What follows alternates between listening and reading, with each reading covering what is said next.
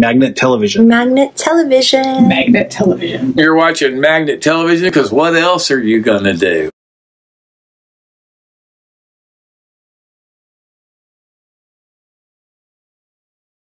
Hi, this is Pokey LaFarge. I just released a new record. It's called Bottom Rhapsody, out now on New West Records.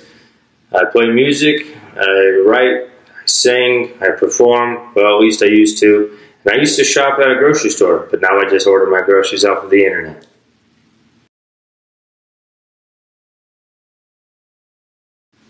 My favorite kind of songs are ones that make you dance, make you cry, they're good to make love to, good to maybe work out to, you know, they're versatile. A good groove, like the groove that makes you want to move, beautiful melody,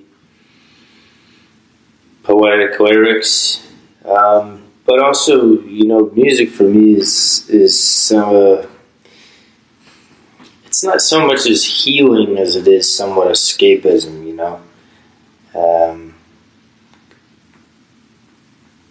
Do sad songs really make us heal? Do they really heal us?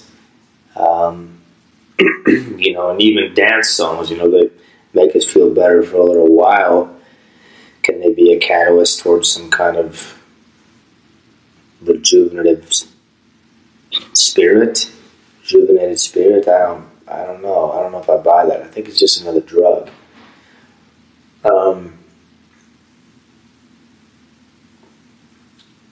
And it's funny, the person as a writer and even a person who loves lyrics so much in songs, a lot of my favorite music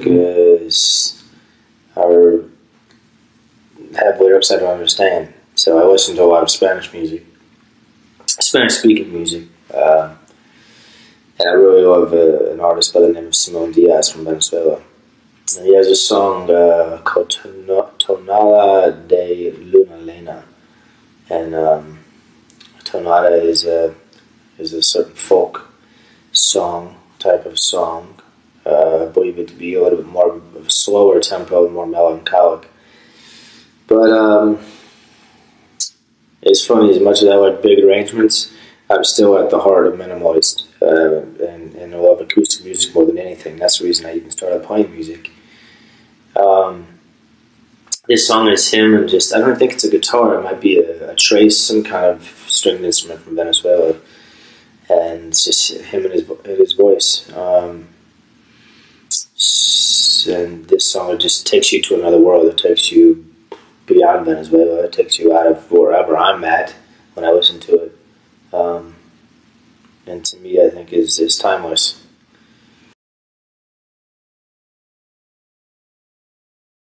In 1997, in Normal, Illinois, where I grew up, Bob Dylan came to town for the first time, and he played the Redbird Arena. He had just released the album Time Out of Mind, which I think got him his first Grammy, which is crazy. It may not have been his first, but anyway, he won a Grammy for that record, Time Out of Mind. Produced by Daniel Lanois. And definitely was a concept album. I mean, it seemed like a guy who had either recently been, or maybe more tragically, for a long period of time, been haunted by the love or the absence of love, the heartbreak from this fallout relationship with a woman. And almost every song on the record is just gut-wrenching, except for maybe a couple. Lush guitars, like 3, 4, 5 guitars in there. Danny Lanois was always so good at interweaving the instruments and just making it sound seamless. So many instruments, but yeah, they just sound so cohesive. Piano and organ on almost every song as well. Yeah, just gorgeous and moody and sexy and sad. It's a record that I listen to, especially when I get down, especially when I go through a breakup, which those things seem to just come around, right? So I've been listening to that record, I think, not consistently, thankfully, but yeah, that's a go-to record of mine. And it was Dylan that really, I think, got me into playing music, you know. His versatility, he can play so many different kinds of music, and at this point, what do you even really call him? You call him rock and roller? Do you call him a folk singer? Certainly probably can't call him a folk singer anymore.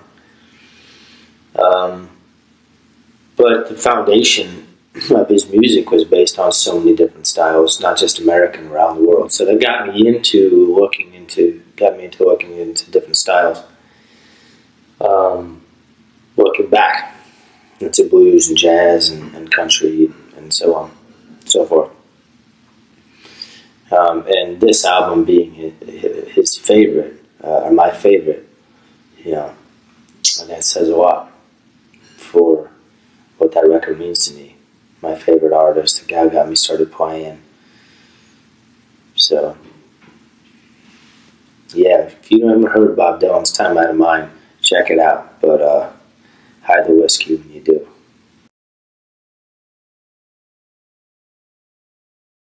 In March 15th of 2014, I was playing the WOMAD Festival in New Plymouth, New Zealand.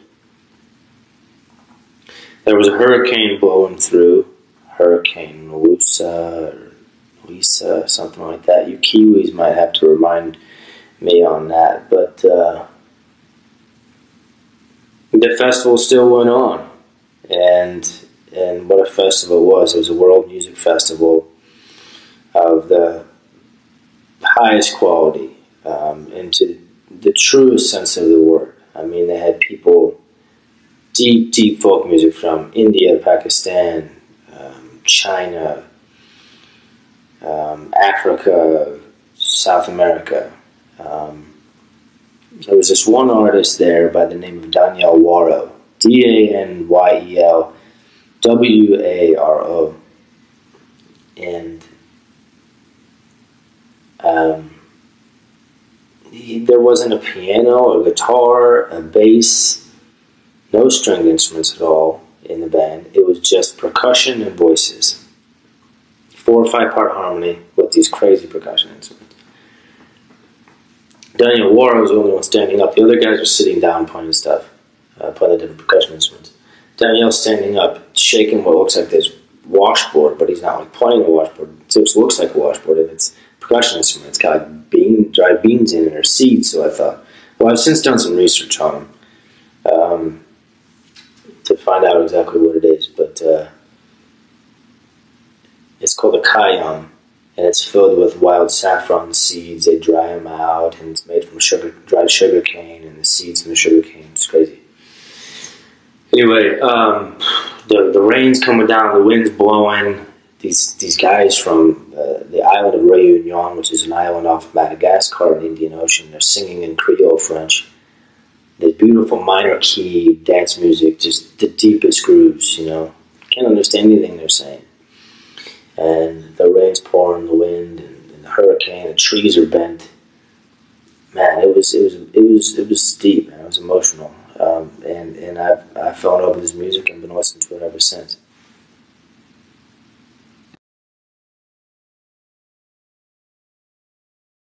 Well, to be honest, about something as a performer, there's nothing worse than being on a stage when you don't want to be on stage. There's nothing worse than being on stage when you're in your head and you can't get out. There's moments when you're up there where you just feel insecure, you feel uncomfortable by your voice, uncomfortable about you as a person, things in your life. It's not usually things, like I can usually block that out, you know, if there's some kind of family strife or some kind of stress outside that. I mean, it certainly affects it to a certain extent, but I think it really, your biggest enemy on stage is yourself, just as I think your biggest enemy in life is yourself. And I've had moments when I'm on stage, I just can't get out of my head. I just don't want to be there, and I feel like I'm naked on stage, or, you know, just literally the spotlight's on me, and it's just burning me alive. It's the worst thing. And I don't know if I I mean, being a solution type, you know, person who searches for a solution, I wish I had the answer. Sometimes it just comes out of nowhere and you just can't overcome it. You're just like stuck, and it's like, well, it's debilitating. I guess I just got to deal with it tonight. But it hurts because, you know, you want to deliver your best performance to people and fill them with love and joy and entertain them and perform. And you know, but like nothing, I've had nothing crazy happen to me, like, you know, my pants fell down, or like, you know, I sang something so wildly out of key that it embarrassed me, you know. Really, the most embarrassing thing is not being able to get out of your head. This is Pokey LaFarge, and you're watching Magnet Television. I want to encourage you guys out there to keep tilling the soil and your musical tastes. And when you discover a new band, a new song that you really love, make sure you pass it on. Keep spreading the love in music. Take care.